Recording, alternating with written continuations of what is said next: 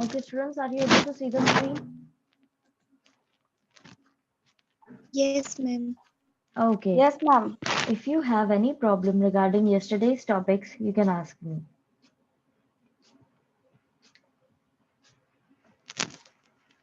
No, ma'am, no problem. No problem.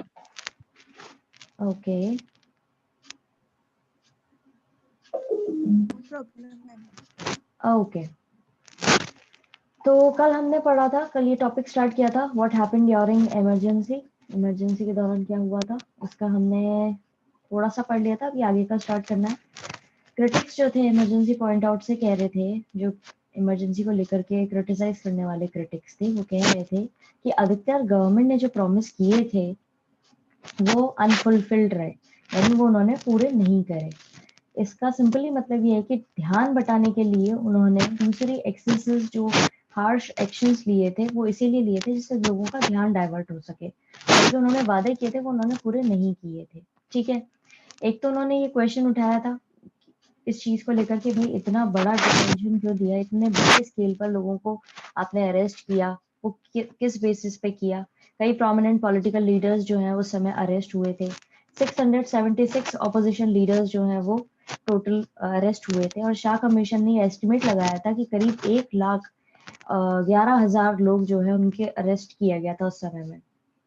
ठीक है, और कई सारे रिस्ट्रिक्शंस जो है प्रेस पर लगा दिए गए थे, जैसे हमने पहले भी पढ़ा था कि न्यूज़पेपर मैगजीन्स पर रिस्ट्रिक्शंस थे। शाह कमीशन की रिपोर्ट में ये भी मेंशन किया गया था कि जनरल मैनेजर जो थे उस समय, ठीक है, दिल्ली पावर सप्लाई कॉर्पोरेशन के, उनको मुंह से बोल करके यानी ओरल ऑर्डर्स दिए गए थे लेफ्टिनेंट गवर्नर जो थे उस समय ऑफिस के, उनको कि उनके द्वारा दिए गए थे मैनेजर को कि आपको बिजली काट देनी है सारे न्यूज़पेपर्स की, और वो भी रात के 2 बजे। ठीक है, 26 जून 1975 को।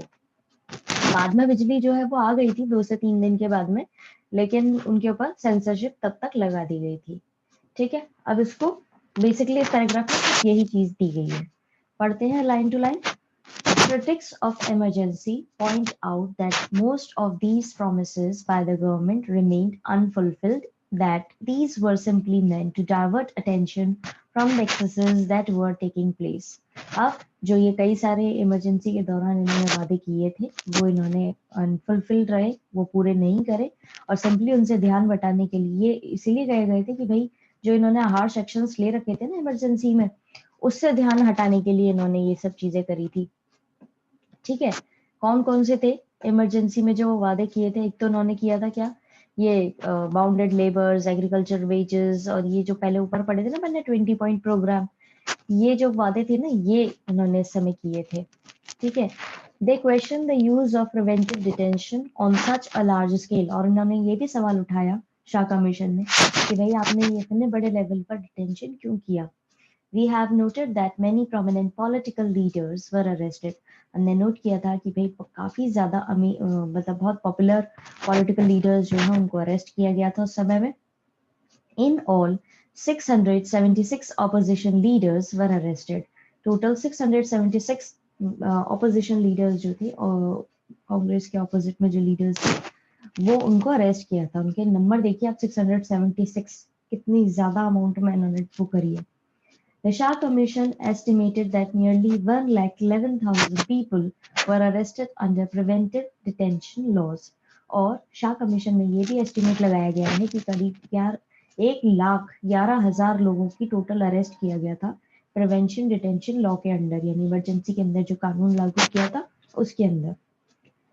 Severe restrictions were put on the press, sometimes without proper legal sanctions. कई सारे पाबंदियां लगा दी गई थी प्रेस के ऊपर, और कई बार तो प्रॉपर लीगल नोटिस जो उनको दिया जाता है वो भी नहीं दिया गया था, और सीधे उनको मतलब उन पर बैन लगा दिया गया था।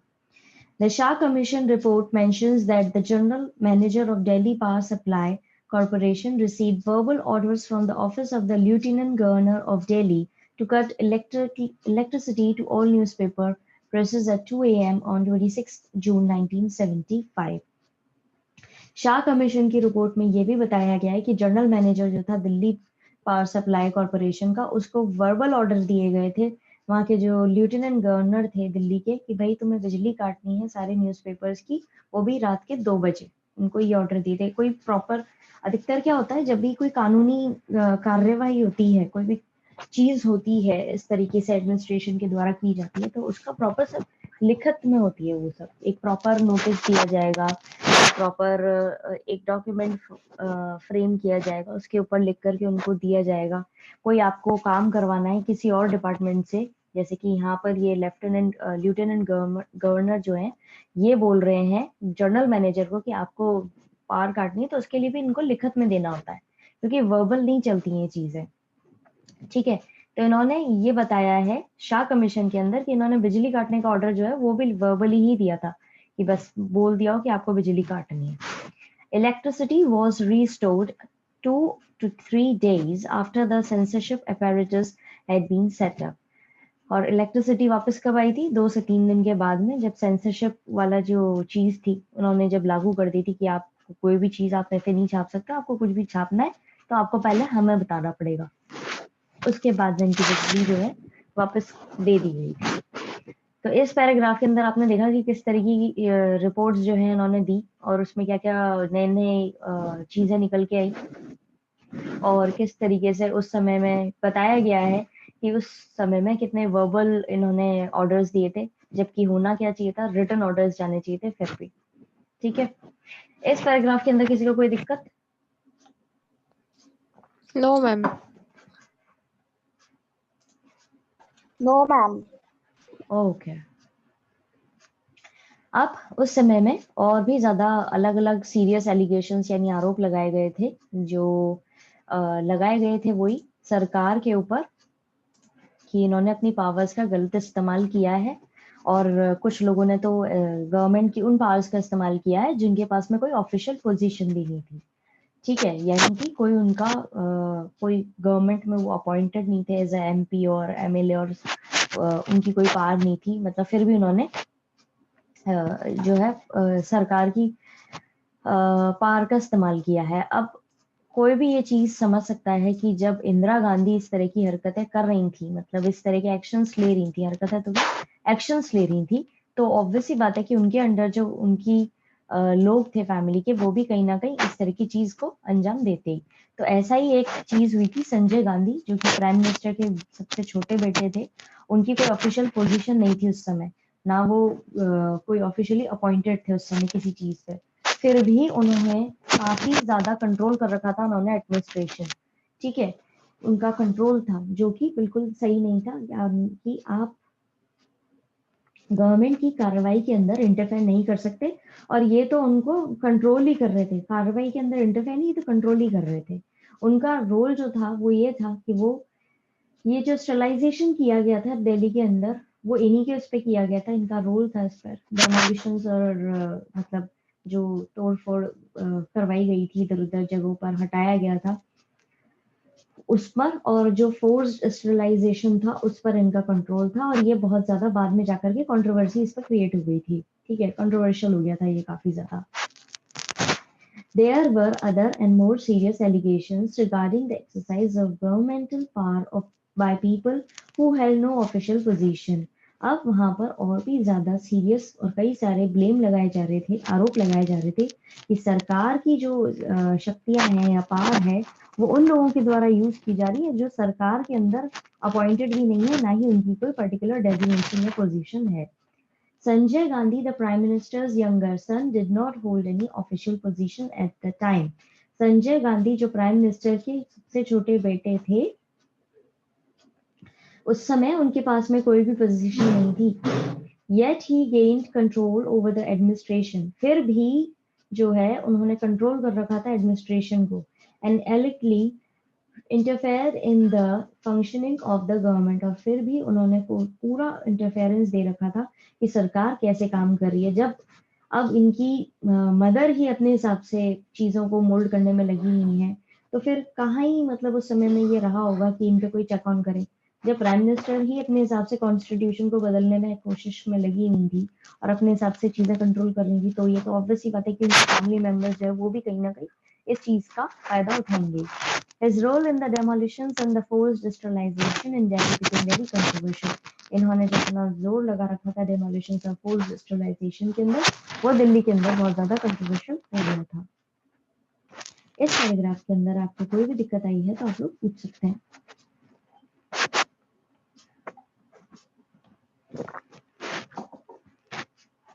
No, ma'am, no problem. No problem, ma'am. Okay,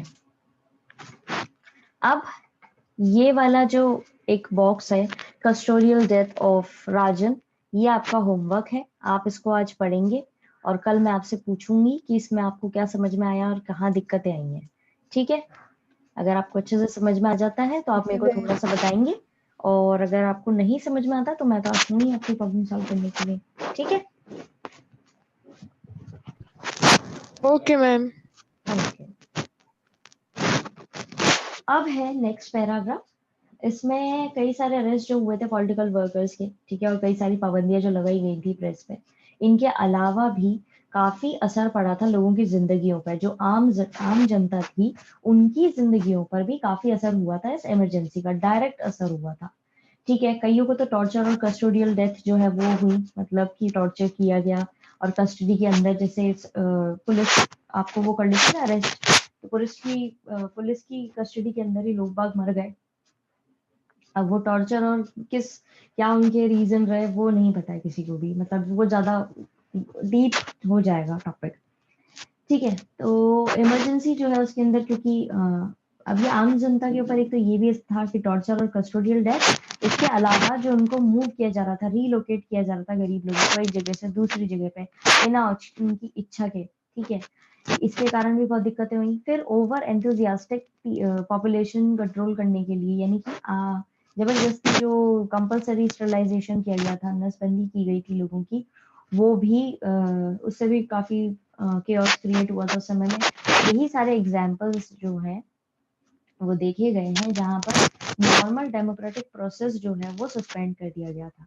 अब क्या होता है कि आपको एक जगह से दूसरी जगह मूव करना नहीं करना है, जब तक कि बाहरी कोई आपकी क्राइसिस हो जाए कि बाहर का कोई देश आकर के आपके ऊपर हमला कर दे, तब आप ये सब करवाओ तो समझ में भी आता है कि जबरदस्ती आपने एक तो पहले इमरजेंसी लागू कर दी, उसके बाद में आपने अपनी मर्जी से लोगों को एक जगह से दूसरी जगह शिफ्ट करना शुरू कर दिया कि प्रोटेस्ट नहीं कर पाएंगे लोग। और फिर लोगों को, काफी ज्यादा लोगों को, अब 1,11,000 लोगों के अरेस्ट करना भी बहुत मायने रखता है, बहुत ज्यादा नंबर में होता है, भले वो देश भर में हुआ हो लेकिन बहुत मैटर करता है। इतने सारे लोगों को इन्होंने जेल में डाल दिया, फिर वहां पे उनके साथ में टॉर्चर भी किया जा रहा है। और अब आपके लिए ये कॉमन सुना होगा आपने कई बार कि पुलिस जो है वो बहुत अच्छे लेवल का टॉर्चर करती है, उनके डिग्रीज होते हैं टॉर्चर करने के। तो जब कोई एक प्राइम मिनिस्टर है, ठीक है, और दिख रहा है कि प्राइम मिनिस्टर की नीतियों पर बहुत ज्यादा क्रिटिसिज्म हो रहा है, प्रोटेस्ट हो रहा है, प्राइम मिनिस्टर ने इमरजेंसी लगा दी अपनी मर्जी से, इमरजेंसी लगाने के बाद में लोगों को अरेस्ट करवा दिया, अरेस्ट करवाने के बाद में जो ऑपोजिशन लीडर्स थे स्पेशली उनको अरेस्ट करवाया, क्योंकि वही तो विरोध करेंगे ना, वही तो उनके फ्रंटियर्स थे एक तरीके से, जो आगे खड़े होकर के विरोध कर रहे थे खुले तौर पर, उन्हीं को ले जाकर के इन्होंने बंद कर दिया। तो ऑब्वियस सी बात है कोई ना कोई एक्शन तो लिया ही जाएगा कि उनकी जो चीजें हैं जो वो प्रोटेस्ट कर रहे हैं उससे कहीं ना कहीं इनके मन में एक गलत वो तो आएगा ही, एक भाव तो आएगा ही कि नहीं इनको मैं ठीक कर दूं, या इन्होंने जो मेरी कोशिश करी है सरकार गिराने की उसके खिलाफ में कहीं ना कहीं वो राइवलरी वाली भावना तो आएगी। तो वो भी हुआ। उसके बाद में आम जनता पे भी इसका असर होना ही था, क्योंकि आम जनता तो नॉर्मल वो है ना, तो वो किसी चीज में अपना अपना बचाव कर पाए। जब पुलिस और आर्मी ही इस चीज को लेकर के इतनी ज्यादा वो हो जाए, जो लोगों की रक्षा के लिए बनाए गए हैं ऑर्गन्स, वो ही डिपार्टमेंट्स बनाए गए, वही जब जनता को उठा करके पटक दें और एक जगह से दूसरी जगह रिलोकेट करते रहे और जबरदस्ती उनके ऑपरेशन करवाए जा रहे हैं, तो फिर ये हो गया डेमोक्रेसी का पूरी तरह से सस्पेंशन। यहाँ पर डेमोक्रेसी नहीं रही, आप अपनी इच्छा से कहीं मूव नहीं कर सकते, आपको जबरदस्ती उठा करके जेल में पटक दिया जाता है, आपको जबरदस्ती उठा करके ऑपरेशन थिएटर में ले जाया जाता है, सब चीजें आपके साथ फोर्सफुली हो रही है। तो कहाँ है डेमोक्रेसी? ये डेमोक्रेसी बिल्कुल पूरी तरह से इसमें सस्पेंड हो गई है। ठीक है, समझ में आया? Yes, ma'am. Yes, ma'am. Yes, ma'am. Okay, अब इमरजेंसी से क्या सीखा? Lessons of emergency. इमरजेंसी जो है वो पूरी तरीके से क्या निकल के लेके आई एक ही बार में लेके आई वीकनेसेस और स्ट्रेंथ्स इंडिया की डेमोक्रेसी की। ठीक है, इमरजेंसी जब लागू की गई तो इंडिया की कमजोरियां और इंडिया की जो मजबूत चीजें हैं डेमोक्रेसी को लेकर के वो दोनों ही बाहर में आई। कई लोगों ने ऑब्जर्व किया कि इंडिया के अंदर डेमोक्रेटिक फॉर्म ऑफ गवर्नमेंट जो है वो ज्यादा चलेगी। ठीक है, मतलब कि एक समय पे जब इमरजेंसी उन्होंने लागू करी तो जल्दी ही वापस से डेमोक्रेसी फंक्शनिंग जो है वो रिज्यूम कर दी गई थी थोड़े से समय के बाद ही। ठीक है, पहला लेसन जो सीखा हमने इसके अंदर वो ये था कि बहुत ही डिफिकल्ट तरीका है कि आपको एक्सट्रीमली डिफिकल्ट चीज है ये कि आप डेमोक्रेसी इंडिया में से हटा पाए। ठीक है, ये बहुत ही डिफिकल्ट है। दूसरी चीज ये थी कि कई सारी इमरजेंसी को लेकर के एम्बिगिटीज थी, कई सारी इतनी सारी चीजें हुई थी कॉन्स्टिट्यूशन को लेकर के, फिर भी जो है उसके अंदर चेंजेस ज्यादा नहीं ला पाए। ठीक है, आप और पहली बात सबसे ज्यादा जो ये चीज रही कि लोग पूरी तरीके से समझ गए और लोगों ने इस चीज को अवेयर हो गए कि इंटरनल इमरजेंसी जो है उसके कहने पर आप मतलब ये कह करके कि इंटरनल डिस्टर्बेंसेस चल रहे हैं उसके कहने पर आप कभी भी इमरजेंसी लागू नहीं कर सकते। हाँ, अगर लोग बागों ने अपने हथियार उठा लिए हैं और फिर वो चीजें खराब कर रहे हैं तब आप जरूर प्रेसिडेंट की एडवाइस पर इमरजेंसी ले सकते हैं अपने हाथ में, या यूनियन कैबिनेट के रिटर्न उसमें ले सकते हैं अपनी मर्जी से। जस्ट बिकॉज लोग बाग प्रोटेस्ट कर रहे हैं, सिर्फ शांति से प्रोटेस्ट कर रहे हैं, पीसफुली प्रोटेस्ट कर रहे हैं, उसको आप इसका नाम नहीं दे सकते इंटरनल डिस्टर्बेंस का, और उसके नाम बेसिस पे आप इमरजेंसी लागू नहीं कर सकते। ठीक है, अब इसको लाइन टू लाइन पढ़ते हैं। Emergency The emergency at once brought out both the weaknesses and the strengths of India's democracy. India के जनतंत्र की वीकनेसेस और स्ट्रेंथ जो है एक ही बार में इमरजेंसी की सिचुएशन में सामने आ गई। Though there are many observers who think that India ceased to be democratic during the emergency, भले ही यहाँ पर कई ऑब्जर्वर्स को लगता हो कि इंडिया जो है उसने इमरजेंसी के दौरान में भी डेमोक्रेटिक फॉर्म ऑफ गवर्नमेंट अपना रखी थी या रोक दी थी, it is noteworthy that normal democratic functioning resumed within a short span of time. भले कुछ लोगों का मानना हो कि इमरजेंसी के दौरान डेमोक्रेटिक फंक्शनिंग जो है रुक गई थी, लेकिन ये भी ध्यान में रखना है कि काफी जल्दी ही थोड़े ही समय के बाद में डेमोक्रेटिक फंक्शनिंग जो है वापस से रिज्यूम कर दी गई थी, यानी कि डेमोक्रेसी वापस से रिज्यूम कर दी गई थी इंडिया में। Thus, one lesson of emergency is that it is extremely difficult to do away with the democracy in India. सबसे इम्पोर्टेंट लेसन, पहला लेसन ये है इमरजेंसी के दौरान ये समझ में आया है कि बहुत ही मुश्किल है इंडिया के अंदर से डेमोक्रेसी को हटाना। Secondly, it brought out some ambiguities regarding the emergency provision in the constitution that has been rectified since then. और ये भी समझ में आ गया लोगों के कि भले कितनी भी वर्स्ट सिचुएशन आ जाए, ठीक है, कितनी भी खराब चीजें हो जाए इमरजेंसी के रिलेटेड, लेकिन पूरी तरीके से पूरी तरीके से कॉन्स्टिट्यूशन जो है उसने पूरी तरीके से ये चीज उसमें मेंशन है कि आप इमरजेंसी लागू नहीं कर सकते बेसिस जो है नॉर्मल चीजें जो है उसके बेसिस पे। ठीक है, तब से ही क्या चीज को रेक्टिफाइड कर दिया गया है, यानी कि क्लियर आउट कर दिया गया है कि आपको कब आप इमरजेंसी लागू कर सकते हैं और कब आप इमरजेंसी नहीं लागू कर सकते।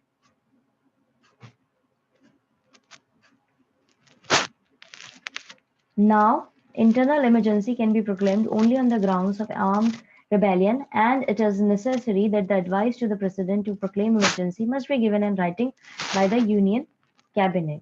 अब यहाँ पर ये भी बताया गया है कि इंटरनल इमरजेंसी की सिचुएशन आप तभी मानेंगे जब यहाँ के लोग बाग जो है हथियार उठा लें और विरोध करने लगे। हथियार उठा करके मतलब कि दंगे शुरू हो जाए एक तरीके से और हथियारों का यूज होने लग जाए, वेपन्स का यूज होने लग जाए, तभी आप इंटरनल इमरजेंसी लगा सकते हैं, और वो भी तब जब प्रेसिडेंट की एडवाइस हो। ठीक है, और साथ ही साथ यूनियन कैबिनेट की रिटर्न आपको एक रिपोर्ट मिले, तब आप इस चीज को लागू कर सकते हैं। थर्डली इमरजेंसी जो है वो अब ज्यादा लोग बाग अपनी सिविल इमरजेंसी लागू होने के बाद से लोग बाग बहुत ज्यादा अवेयर हो गए कि भैया सिविल लिबर्टीज जो है उसकी वैल्यू क्या है, फ्रीडम की वैल्यू क्या है, ठीक है। और कोर्ट्स ने भी बहुत एक एक्टिव रोल प्ले किया है इमरजेंसी के बाद में कि लोगों की सिविल लिबर्टीज जो है उसको कैसे प्रोटेक्ट किया जाए। यही एक रिस्पॉन्स रहा है जुडिशरी के अंदर, ठीक है। अब इसको पढ़ते हैं line to line. Thirdly, the emergency made everyone more aware of the value of civil liberties.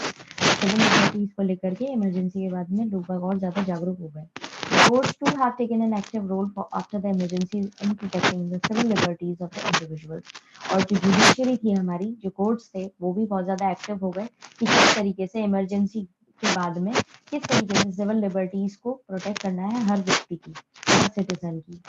This is a response to the inability of the judiciary to protect civil liberties effectively during the emergency. अब ये court इतने active क्यों हो गए लोगों की liberty को protect करने में? क्योंकि उन्होंने अपनी इनेबिलिटी देखी थी कि ये पूरी तरीके से असहाय हो गए थे जब इमरजेंसी लागू की गई थी, तो ये लोगों की सिविल लिबर्टीज को प्रोटेक्ट नहीं कर पा रहे थे।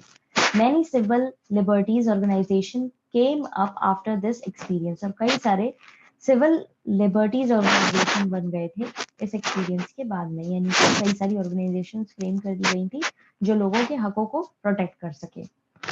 समझ में आया अभी तक जो भी हमने 2-3 पैरास पढ़े हैं? कोई दिक्कत?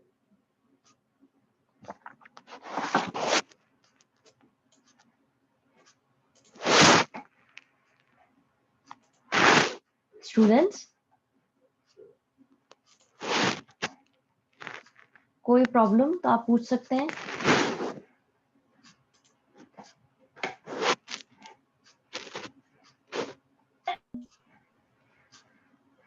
Okay, students. We are running out of time. आज हम इतना ही पढ़ेंगे।